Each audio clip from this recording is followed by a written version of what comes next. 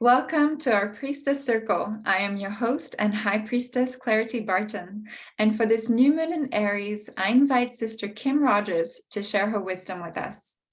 In this episode, Kim talks about her transformational journey from a hyper-masculine background as a chemical engineer and a competitive CrossFit athlete to surrendering to her feminine essence and becoming an artist and healer. Kim spent decades developing her connection with spirit, and this connection grew in the past few years, during which she became a Reiki practitioner, a sound healer, and developed her intuitive skills. Kim is gifted with the ability to see and hear spirit guides, including those of her clients, deities, ancestors, and past loved ones. Kim also channels messages from the energy of Mother Earth as the goddess Gaia. She currently resides in Delaware, USA, where she offers sessions to her clients and refines her talent as an artist. After the discussion, Kim will lead a meditation journey for us to connect to Mother Earth and with our divine purpose. I hope that you receive tons of blessings from this discussion and from this practice. Welcome to our New Moon Priestess Circle. And welcome, Kim. Thank you so much for accepting this invitation. I'm really honored to have you on this podcast.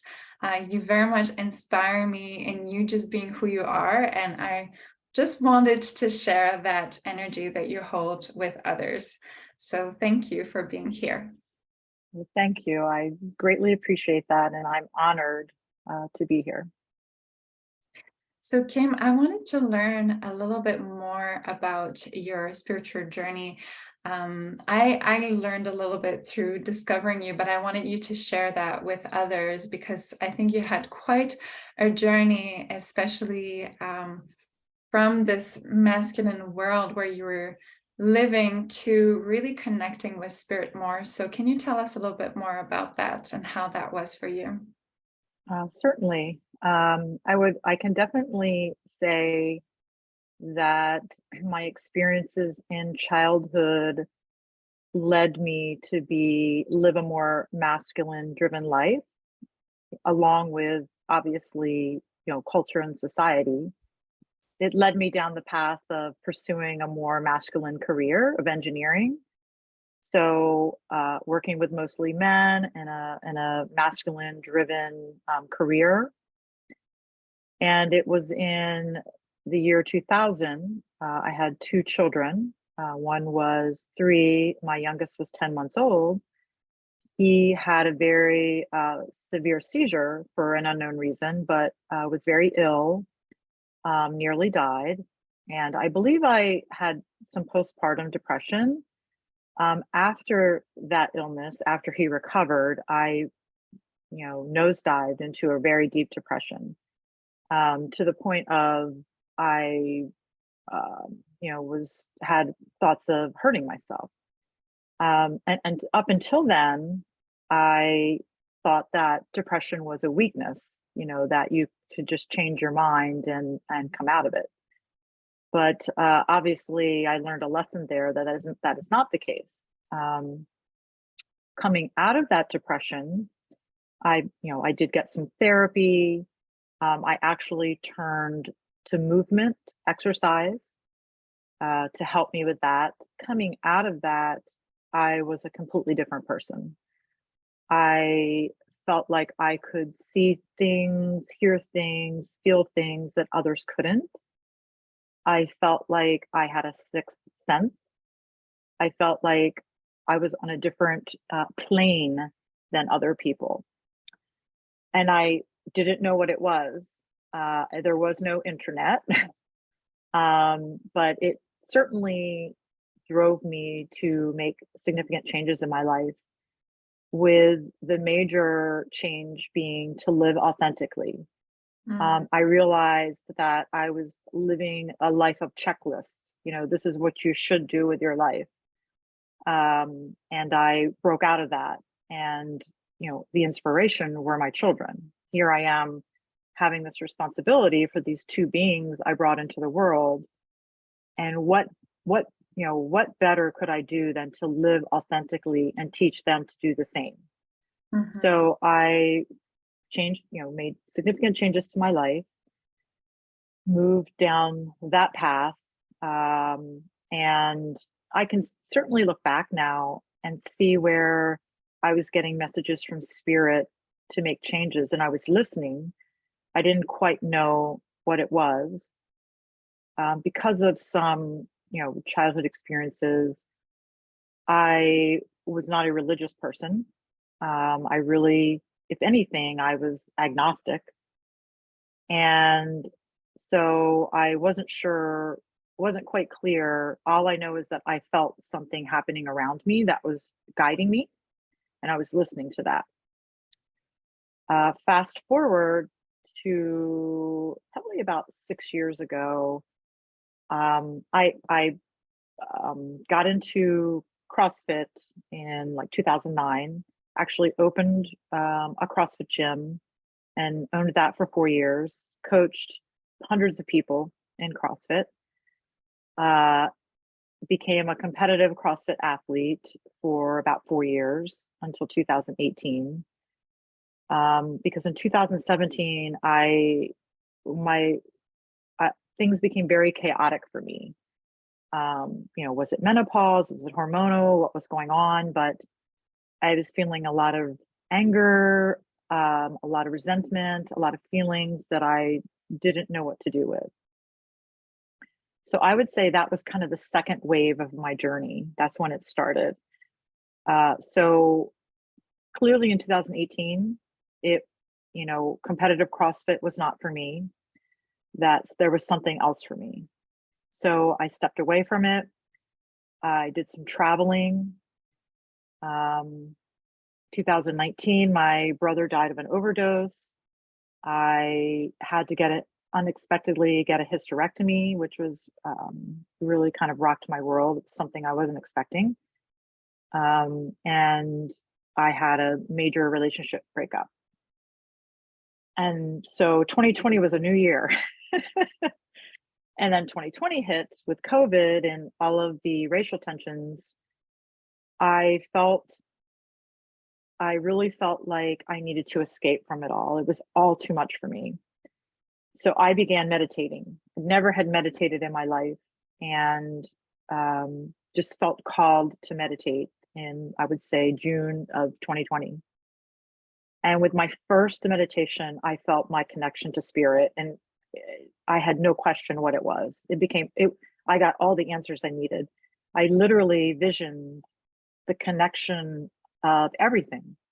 I could see it as a web, across the universe. I felt it, I saw it, and it was very profound for me. And that kicked off my, I would call the second half of my journey. And I haven't looked back, and things have, progressed. And part of what came out of that summer was a very clear message to create.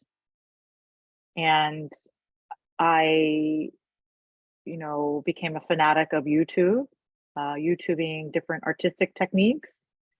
I bought all kinds of different materials, and I just dove in. With no fear.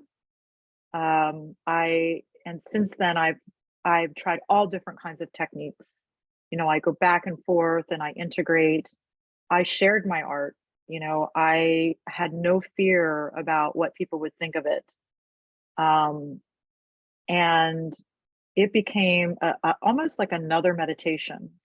When I was making art, I was just completely in the here and now. And I could definitely feel like I was channeling. Just the thoughts that would come in my head were very healing, very clearing. And it just took off from there. Mm-hmm. So what I would say the biggest word that could describe my journey in the recent years is just really surrendering to what is. And as a result, all of those feelings of resentment and anger and fear have melted away. I was a contingency planner. if I was approaching a situation, I would map out everything. I was, what if this, what if that, what if this? I drove myself crazy. I had insomnia. It created a lot of anxiety, and I have just completely moved away from all of that. And I have complete trust and faith that I'm being guided, and that the path I go down is meant to be. So That's that's just in a nutshell is my journey so far. It sounds like your dark times were really catalysts for you to step further into your spiritual self and that spiritual expression of yourself, and to go deeper in exploring what that connection with spirit is for you. And I wonder what is really the big difference between the Kim before, that was living this life, I imagine, more in your mind, planning everything, and the Kim that we have today, that is in deep communion with spirit, and has some psychic abilities that she uses in her day-to-day life, and also cultivates, because I know you have a routine that you do every day. So tell us a little bit more about what really changed in you. Right. I definitely I had to be in control. I had to have control of everything. I was very driven, very disciplined, always accomplishing. And that certainly, again, brought on stress. If there was something I couldn't control, that would bring on anxiety and stress. To where I am today is I have just released and let go.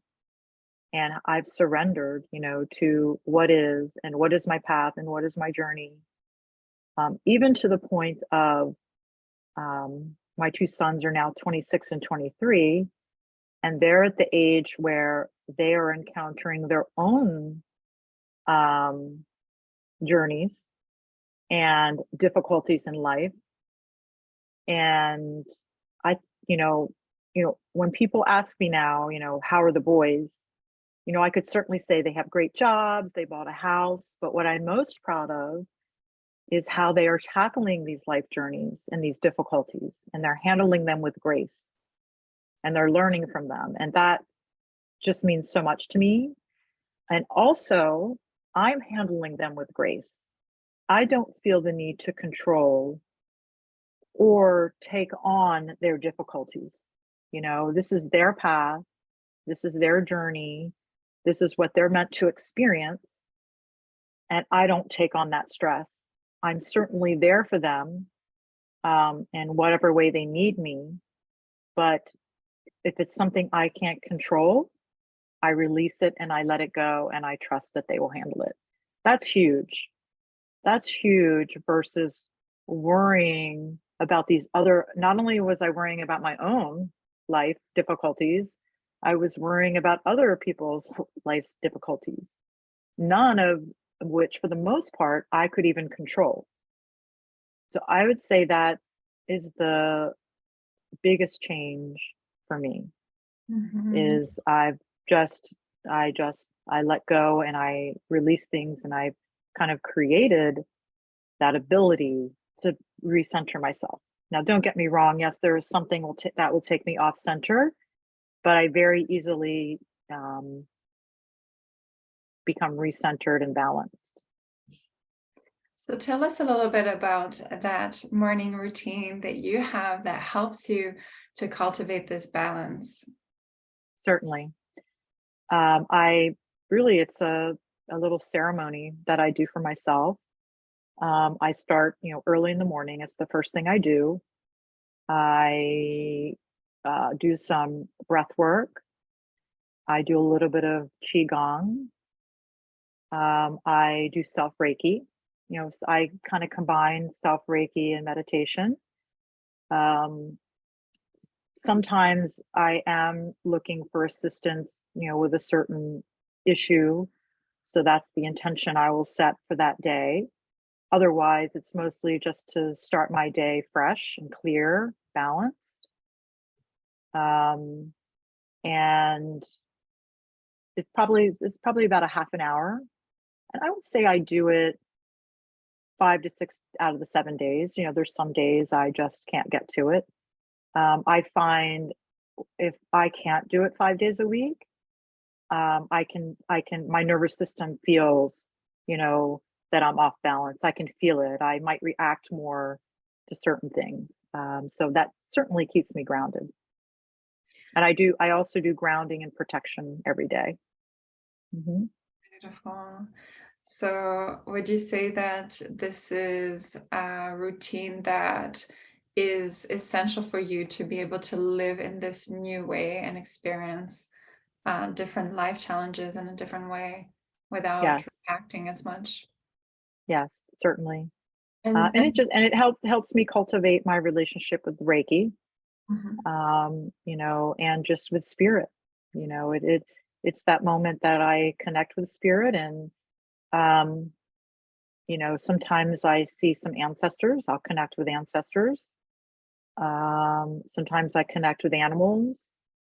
Sometimes I connect with deities. So it just depends. And other times it'll just be this feeling of immense peace. Sometimes I connect with Jesus. So, And would you say that you still have a masculine energy that you're able to channel in your life and other ways now? certainly, I definitely have a strong solar plexus. Um, yeah, absolutely, because you really need that masculine energy, because if you want to manifest something, you have to. There will be action that you have to take. So certainly, I definitely utilize that energy. I'm more disciplined.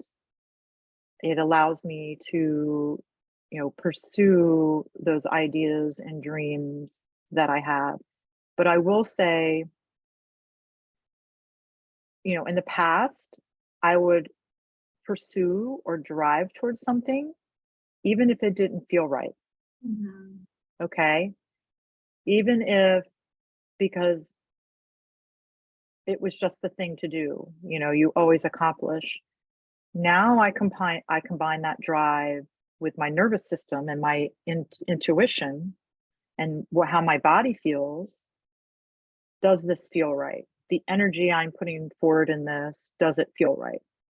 So I feel like that's where I bring the feminine, into the masculine. Whereas before, if my intuition was saying this is not, the right path, or I wasn't feeling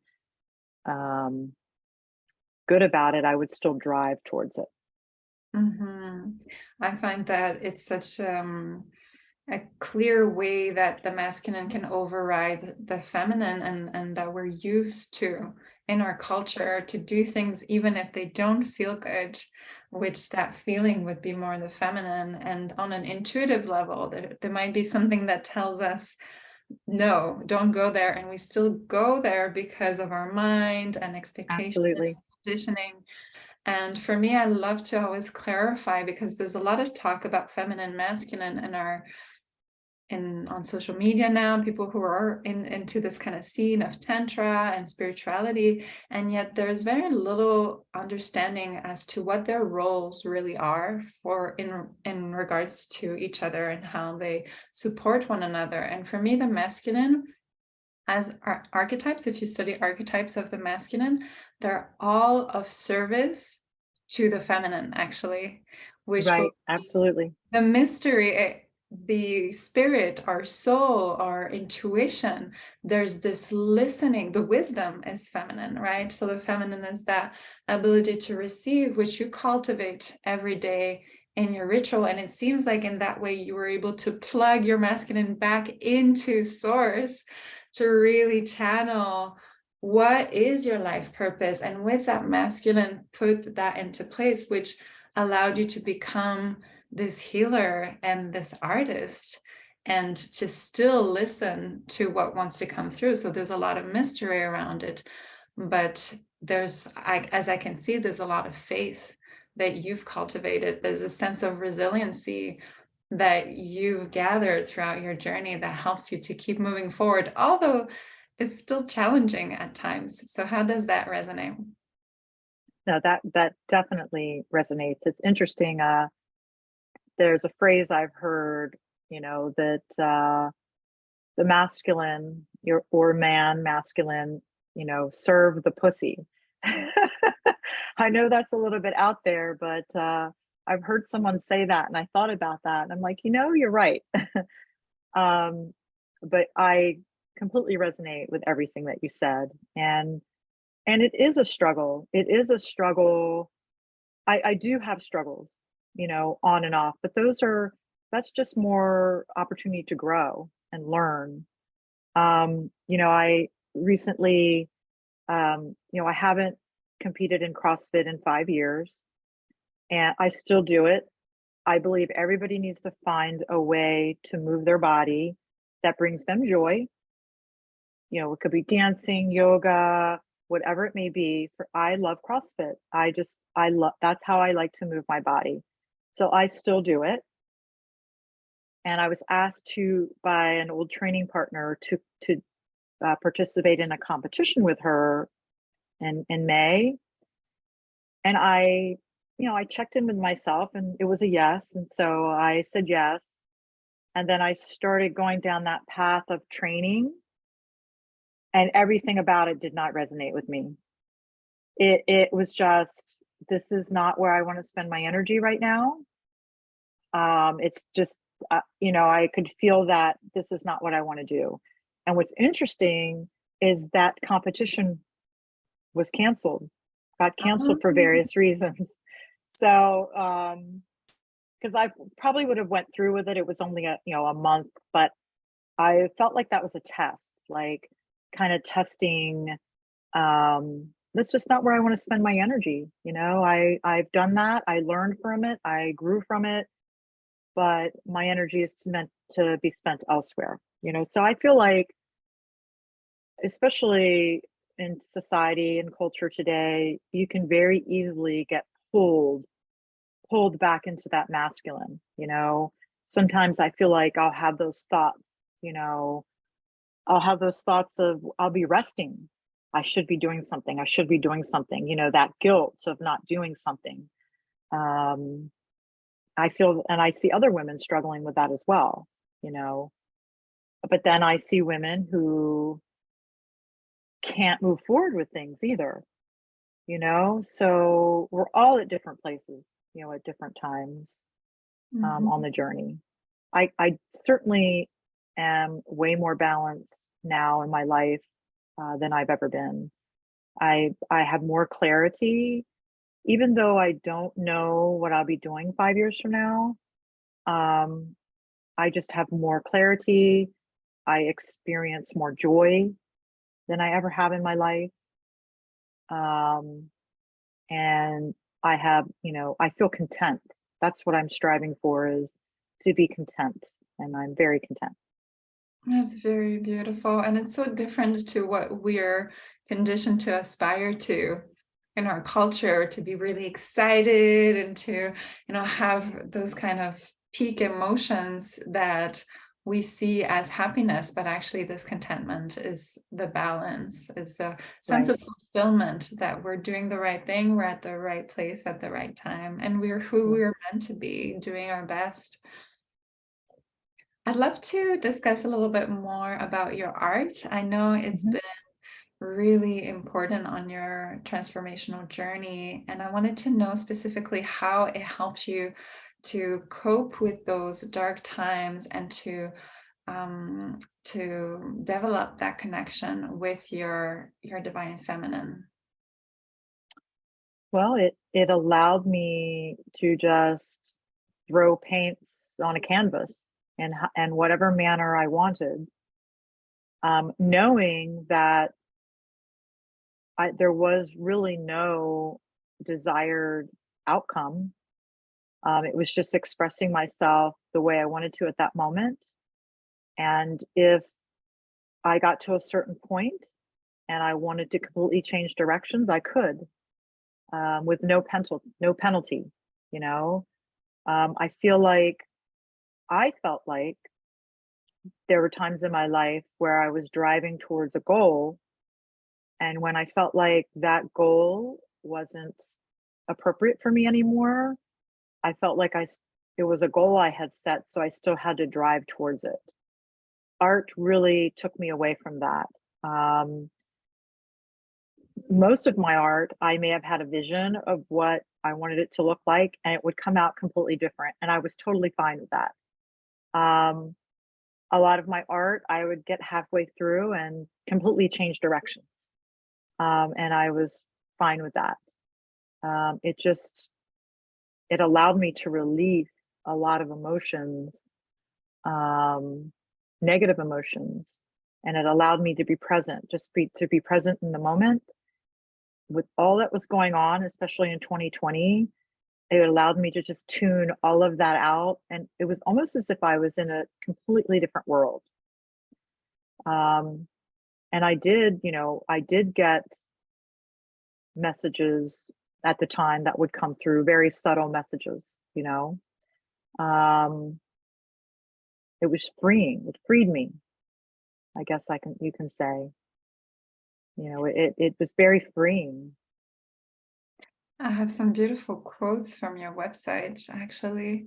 My art drives my healing, and my healing drives my art. I really like that. And then every time I create, I heal a bit of memory of who I am. A bit of memory of who I am is recovered. Mm-hmm. And then one last one. My art is about sharing my journey and taking you along with me as I grow, evolve, and learn. Mm-hmm. It seems to me that it's a very personal process. And yet, how would you say others benefit from your art as well? What kind of feedback did you receive from people who purchase your art? Obviously art is very personal. So I feel strongly that, not everybody is going to resonate with my art, but those that do, they feel like it brings them peace. They feel like it brings them healing. And, I give a lot to charity, for charity auctions, and I donate art and I give it as gifts. And I had one feedback from a customer that purchased something.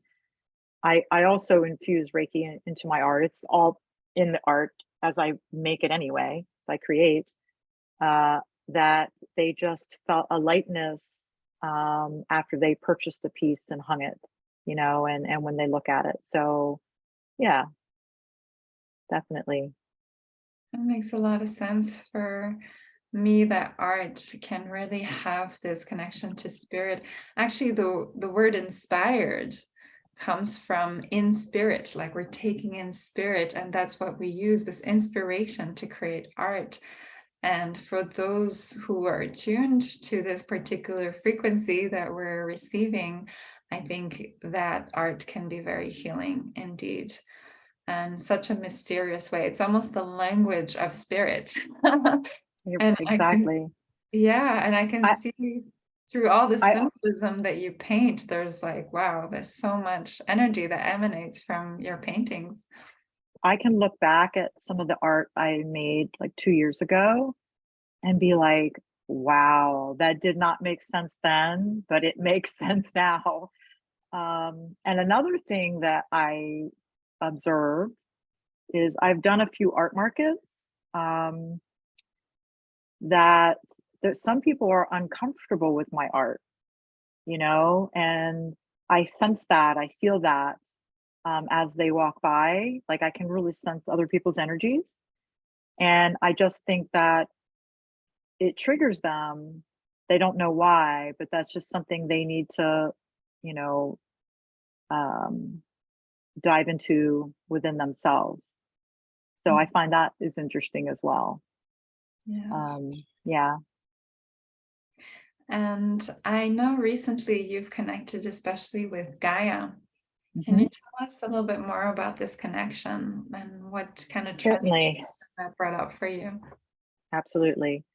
I was at an event in February, and I was dancing just to some amazing music that I like to dance to, and really in the zone of dancing and feeling free.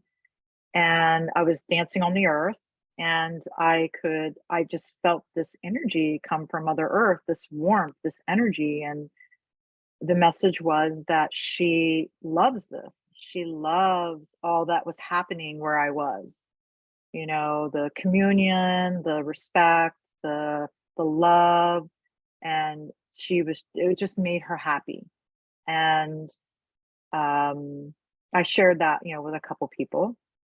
My partner, I share it with, he's fine. Other people are like, no, okay. That's okay. I don't care. I share it.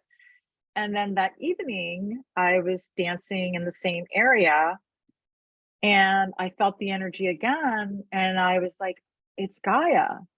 And, you know, I see Gaia as the soul of Mother Earth. That's kind of through the relationship, that's what I've kind of determined for me. And I said, oh, it's Gaia. And then the week following that, I was actually staying somewhere that just had this amazing, beautiful courtyard with trees and tropical. And there was this swinging chair under a tree, and I connected with it, and I just felt her. I felt her all around me. And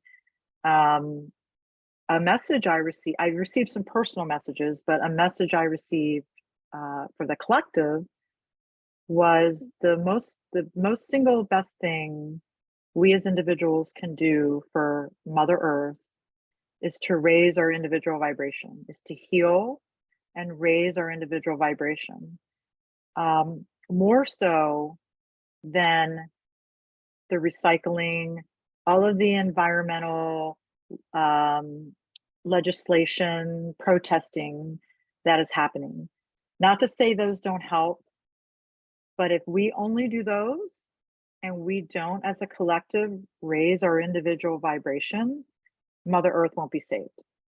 So the key is for each of us to heal, raise our vibration. And as you know, that resonates out to everyone we come in contact with. So it just multiplies.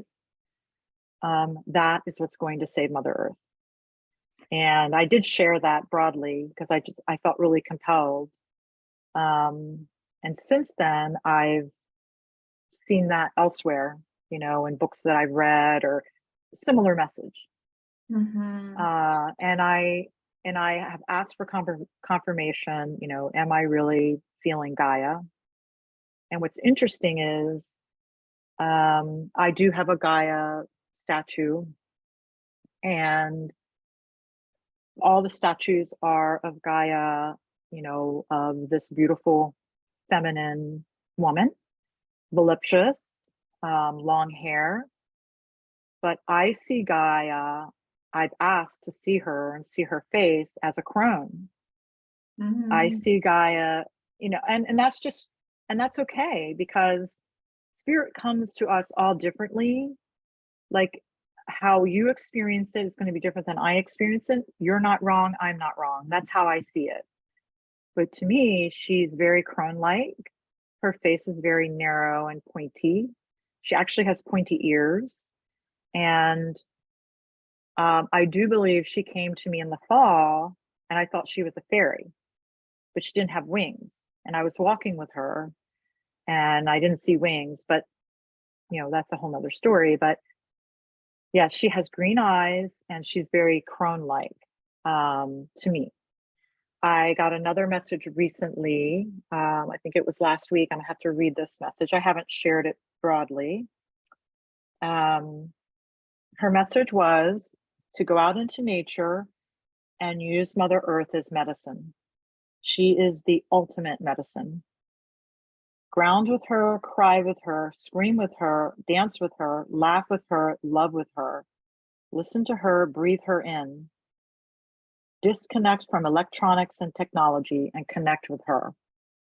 So I strongly believe that. I have completely experienced that, disconnecting with technology and social media, and has done nothing but created great expansion within me. So, technology, social media, etc., are all distractions.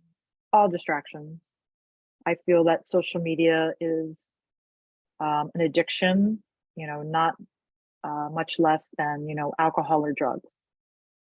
I think it can be. I just don't want to demonize it too much because it's such a huge impact on our evolution right now. And I think that it can be used in a good way, like every single tool. And at the same time, we really need to raise our vibration and our consciousness, like you were saying, to know how to use this tool. Just wanted to say that because I think it's important sometimes to nuance some our approach to some of these phenomenons that are happening. I agree with you. I would agree with you.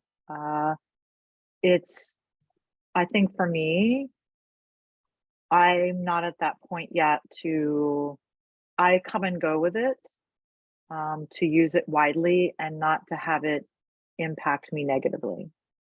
So that's my growth that I need to work on. Definitely. I heard a message that was channeled from Ra. I think there's, I don't know if you're familiar with the Law of One. It's a group that channeled Ra in the past. And they were saying that technology is actually using, especially really depleting the energy of especially our sacral and our solar plexus so that our heart chakra wouldn't open as much. So yeah, that's something that definitely spoke to me, and something we need to be aware of.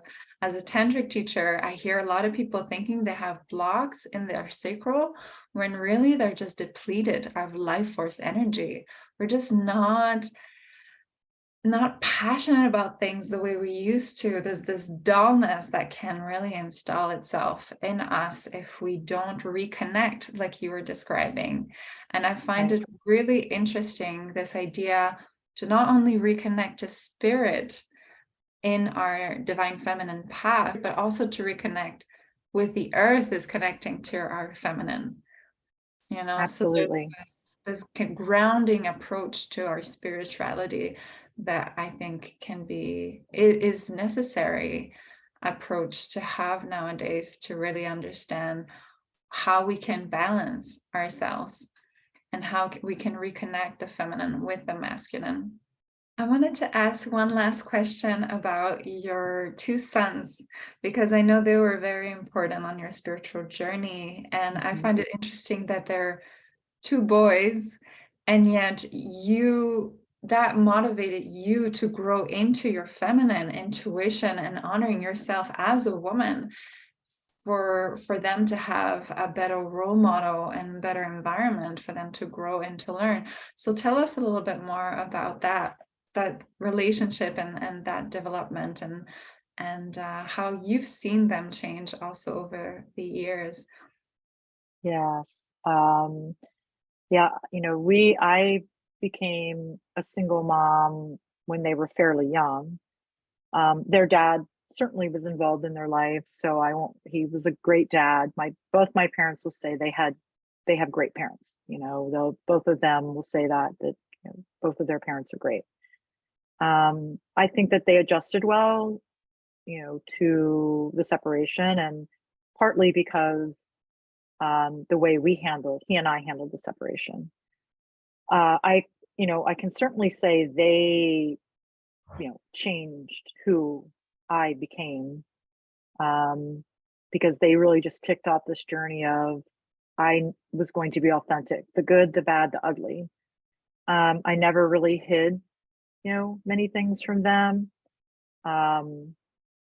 if I was sad, I didn't try to hide that, let them know that it's okay to share your emotions.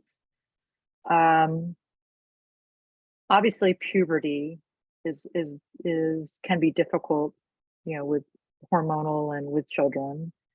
I would say my oldest probably only showed anger during that time period, but he has since certainly, resolved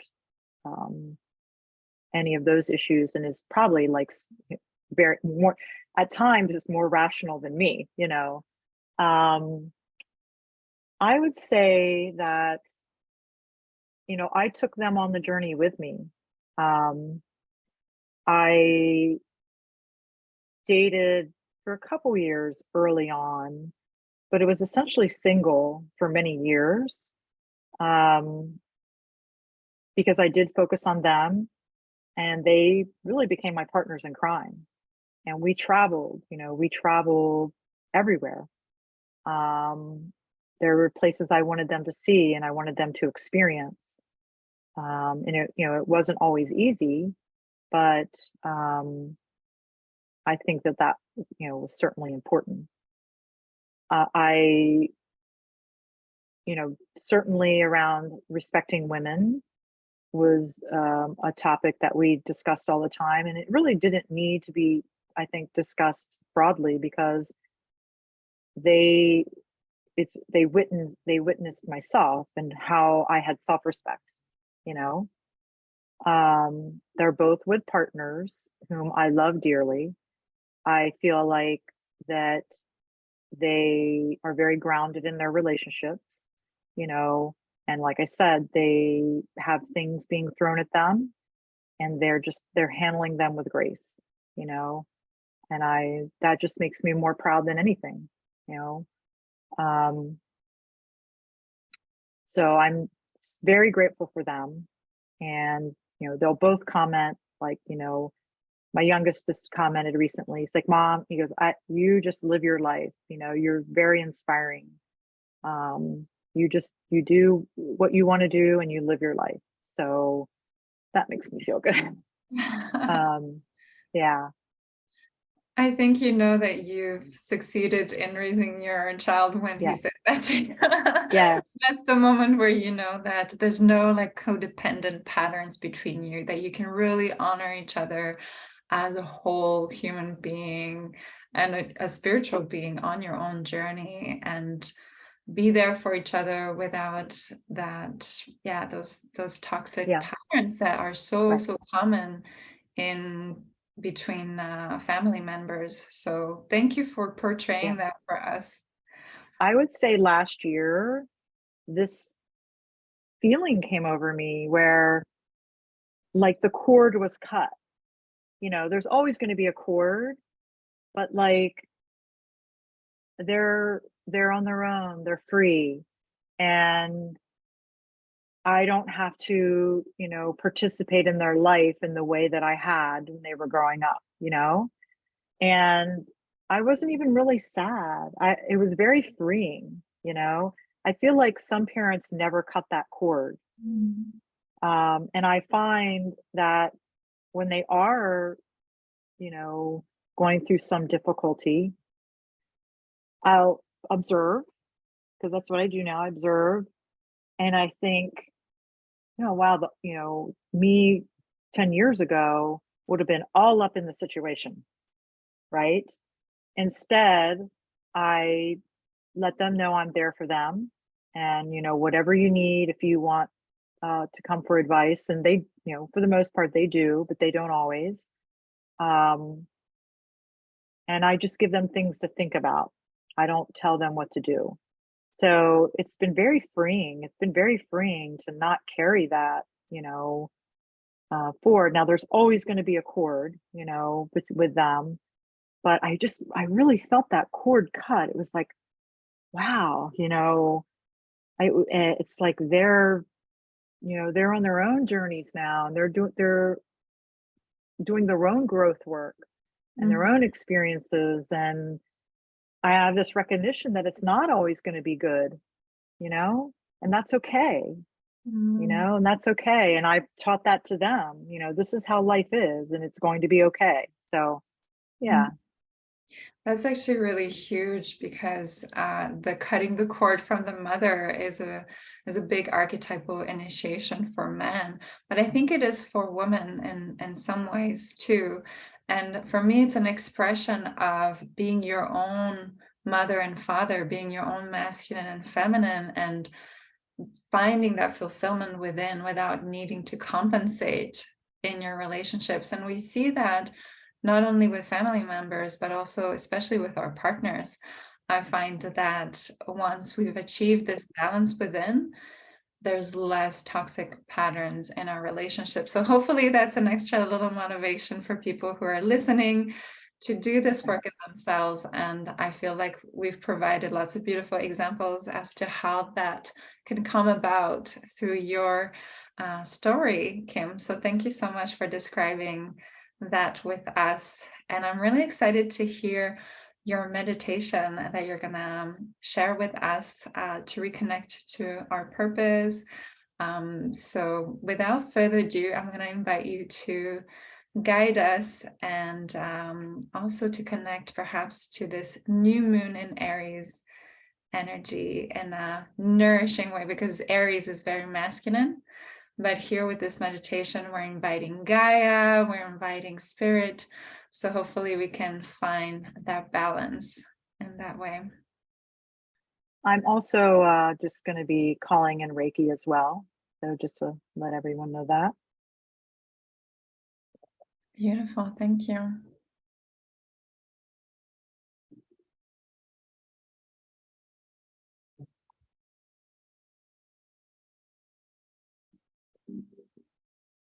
I'd like to welcome everybody that's going to participate and ask that you participate with an open heart and have no expectations. Your journey will be unique to you and your own. You're welcome to sit comfortably or lie down, whatever is most comfortable. We could put your hands at heart center in prayer mode. I'd like to set an intention for the practice. I'd like to set a collective intention that those participating in the practice will gain more clarity on their own path. And if you'd like to set a personal intention, you can do so now.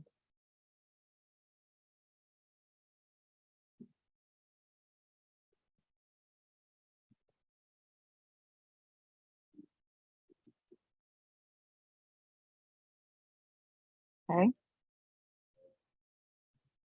I'd like to call in the 7 directions. You don't have to face them, you can imagine them.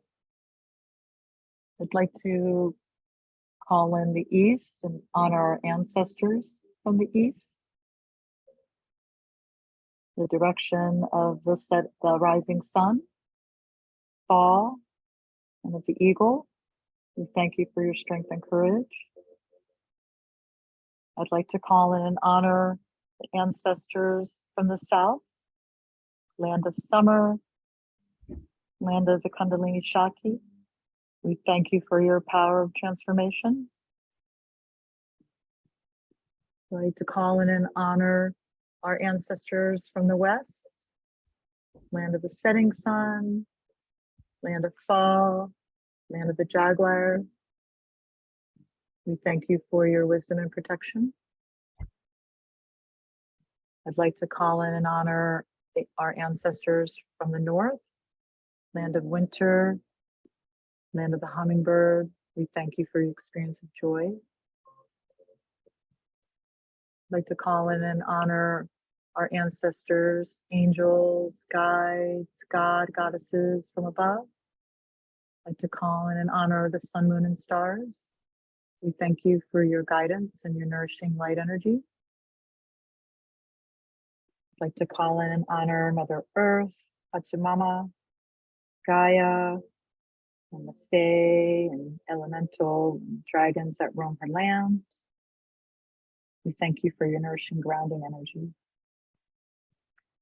And I'd like to call in our higher selves.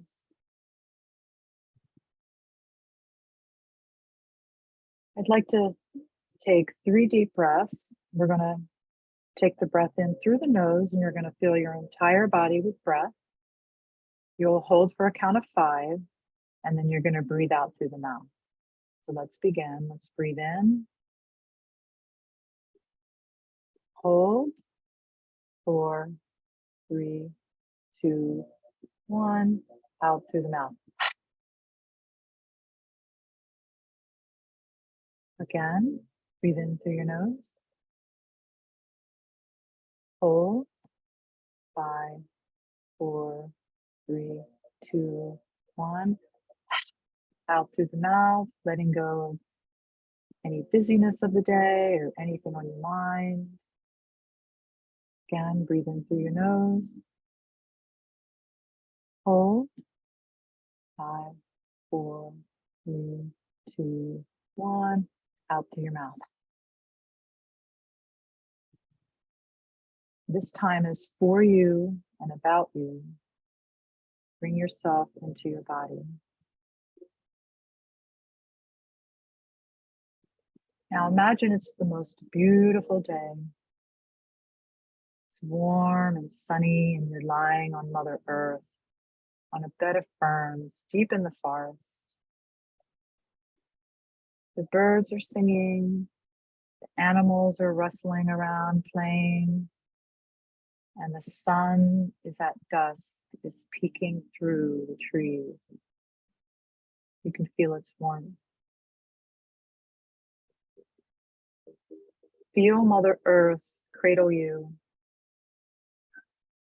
Feel her warmth and love and divine light surround you. And there's also cats in the forest. Feel her light surround you and enter you. Sink into her. Root into her. Imagine yourself growing roots deep into her, and your roots intertwine with her roots. Feel her nourish you. Above you, you see a diamond spinning. It's the diamond of protection. And off of that diamond is a beautiful white light and sparkles coming off. And that white light enters you through your crown, and you feel it move down your face, your neck, to your shoulders. Feel it move down your arms to your elbow, forearm, your hand. It moves down your chest, your abdomen, to your pelvic area, to your hips, your glutes, down your legs, to your knees, your calves, your feet, and out the soles of your feet. And then you feel this golden energy coming from Mother Earth. And it comes in through the soles of your feet, moves up your leg, your calves, to your knees, up to your hips, your glutes, your pelvic area, your abdomen, your chest, to your shoulders. And then it moves down your arms to your elbow, forearm, your hand, and up your neck, your face, and out the crown of your hand.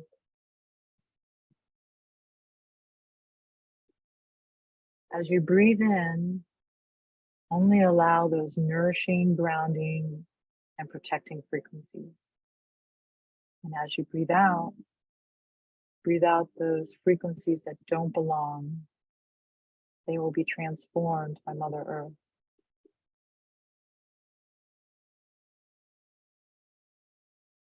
Now you are grounded, nourished, and protected. You rise up and you see a path. And up ahead on the path is a clearing, and you see a beautiful light coming from the entranceway. The light is giving off prisms and sparkles. As you reach the clearing, you come upon the tree of life.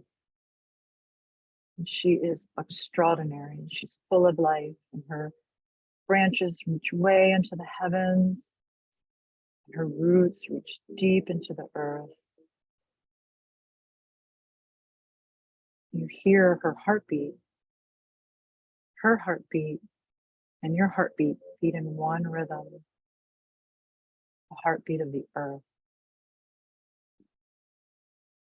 Leaning against the tree is a full-length mirror surrounded by gold and white light.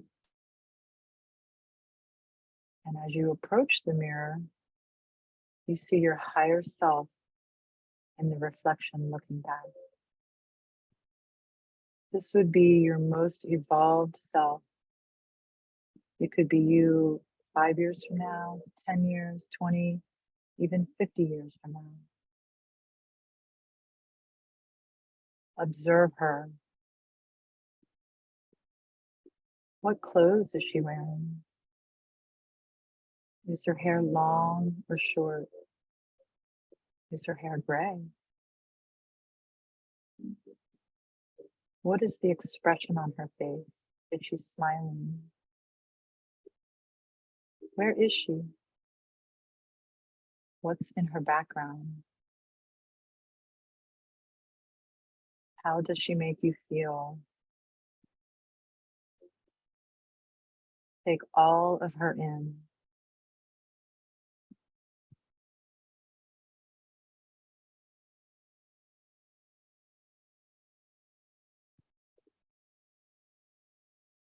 Perhaps there is something in your current life that you're wrestling with. Maybe you're at a crossroads and trying to determine what road to take. Maybe you're struggling with health issues or relationship issues that you need insight on. Maybe you're just stuck in life. Whatever it is, explain the situation to her and ask for guidance. And listen.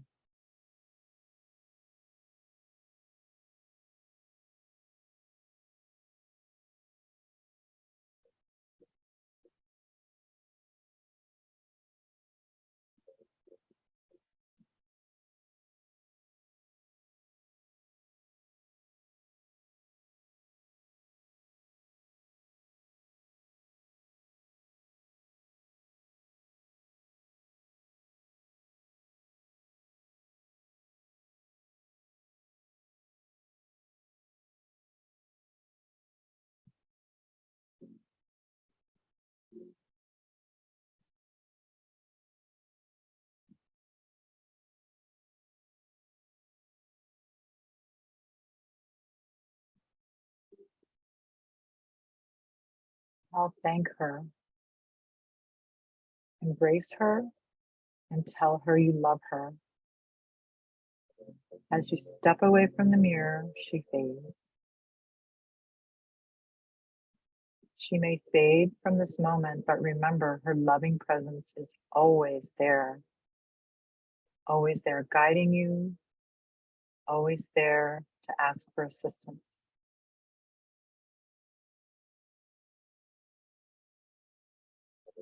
Thank the tree of life, for now you must be on your way. Thank you, tree of life.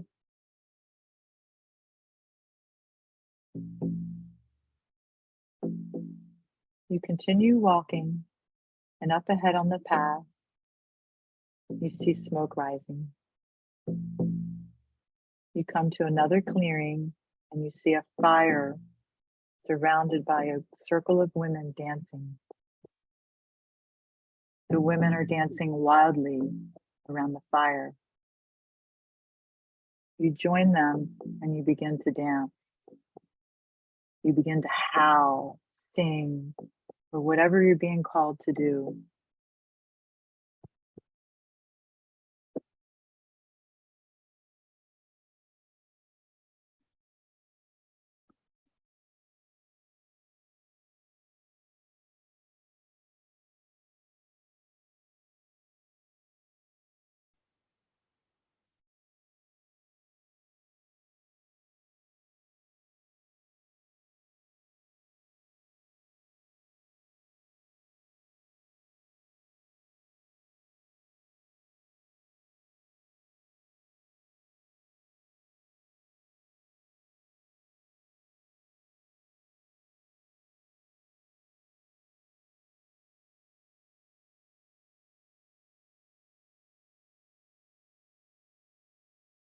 Now all of the women, including you, take a seat on the ground around the fire and join hands.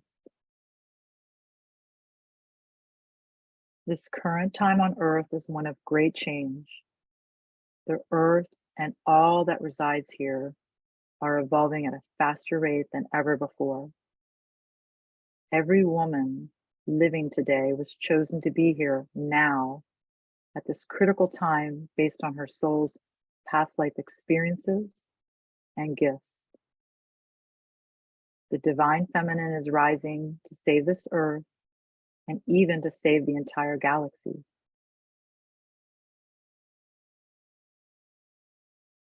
You have ruled kingdoms. You have fought wars. You have risen from crumbled cities. You have studied with masters and are a master. You have ridden dragons. You have walked through fire.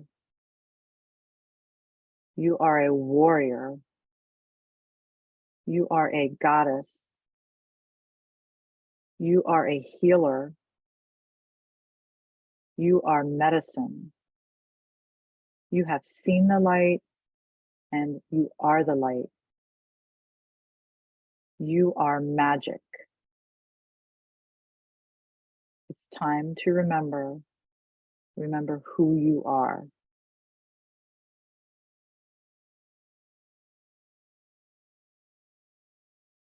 It's time to thank this circle of women. I'd like to thank our ancestors, thank our guides, thank any angels that chose to participate, any deities. Thank you to Mother Earth. Thank you, Gaia. Thank you, Sun. Thank you, Moon. Thank you, stars. Thank you, Higher Self. Thank you, Eagle. Thank you, Jaguar. Thank you, Hummingbird. Thank you, Kundalini Shakti. And thank you to everyone that participated. As you come back to the here and now, may you have more love in your heart, fire in your belly, and wisdom in your soul. And so it is.